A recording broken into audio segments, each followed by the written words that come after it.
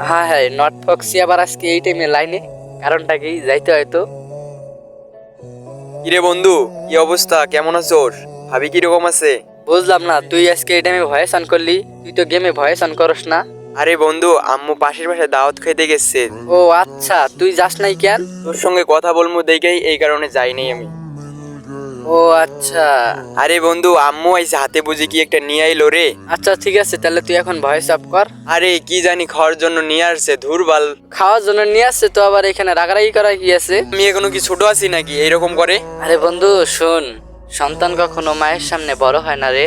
আর মা তো অমনই, সন্তানকে রেখে মা কি কখনো ভালো মন্দ খাইতে পারে? তাই তোর জন্য আনছে, বুঝছস? বন্ধু ঠিকই কইছো। আচ্ছা থাক, তাহলে আমি খাওয়া দাওয়া করে আসতেছি। আচ্ছা যা। সবাই সত্যি করে একটা কথা বলবা, তোমার মাও কি কখনো দাওয়াতের বাড়ি থেকে তোমার জন্য খাওয়ান নিয়েছিল?